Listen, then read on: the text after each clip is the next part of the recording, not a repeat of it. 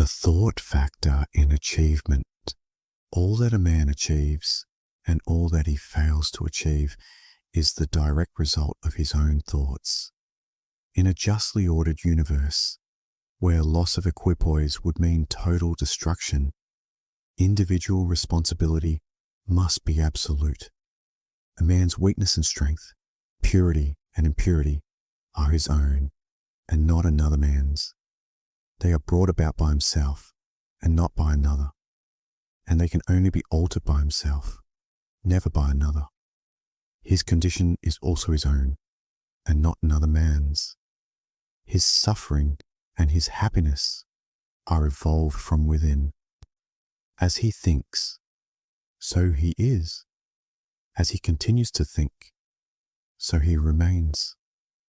A strong man cannot help a weaker unless that weaker is willing to be helped, and even then, the weak man must become strong of himself. He must, by his own efforts, develop the strength which he admires in another. None but himself can alter his condition. It has been usual for men to think and to say, "Many men are slaves because one is an oppressor. Let us hate the oppressor." Now, however, there is amongst an increasing few a tendency to reverse this judgment and to say, "One man is an oppressor because many are slaves. Let us despise the slaves." The truth is that oppressor and slave are cooperators in ignorance and, while seeming to afflict each other, are in reality afflicting themselves. A perfect knowledge perceives the action of law in the weakness of the oppressed and the misapplied power of the oppressor.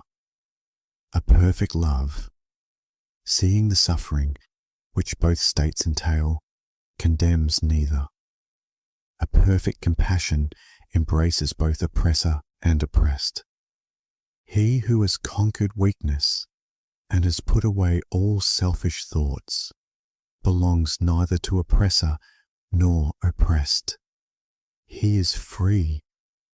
A man can only rise, conquer, and achieve by lifting up his thoughts.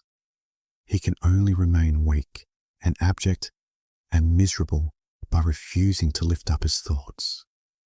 Before a man can achieve anything, even in worldly things, he must lift his thoughts above slavish animal indulgence.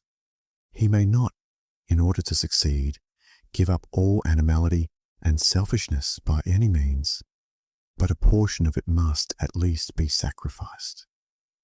A man whose first thought is bestial indulgence could neither think clearly nor plan methodically. He could not find and develop his latent resources and would fail in any undertaking. Not having commenced to manfully control his thoughts, he is not in a position to control affairs and to adopt serious responsibilities. He is not fit to act independently and stand alone, but he is limited only by the thoughts which he chooses.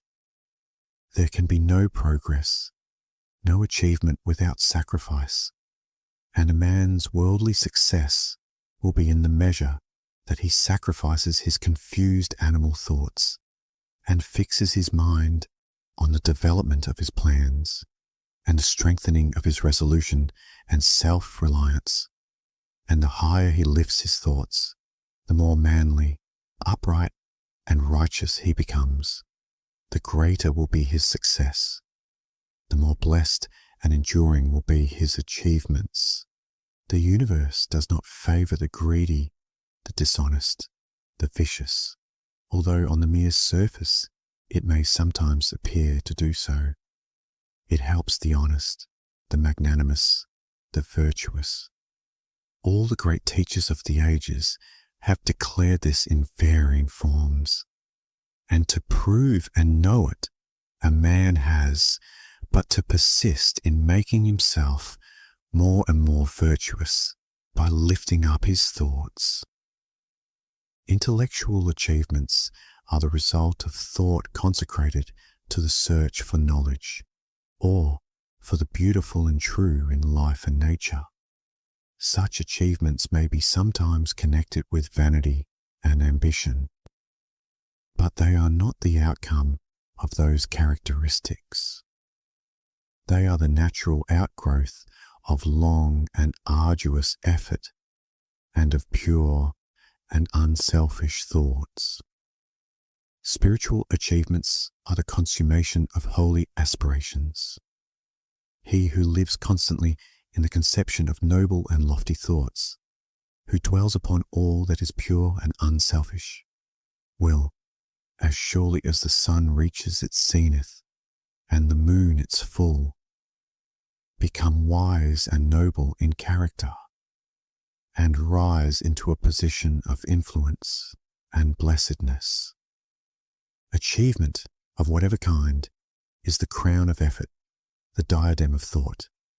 By the aid of self-control, resolution, purity, righteousness, and well-directed thought, a man ascends. By the aid of animality, indolence, impurity, corruption, and confusion of thought, a man descends. A man may rise to high success in the world, and even to lofty altitudes in the spiritual realm, and again descend into weakness and wretchedness by allowing arrogant, selfish, and corrupt thoughts to take possession of him. Victories attained by right thought can only be maintained by watchfulness. Many give way when success is assured and rapidly fall back into failure. All achievements, whether in the business, intellectual, or spiritual world, are the result of definitely directed thought, are governed by the same law, and are of the same method. The only difference lies in the object of attainment. He who would accomplish little must sacrifice little.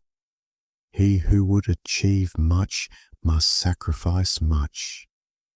He who would attain highly must sacrifice greatly.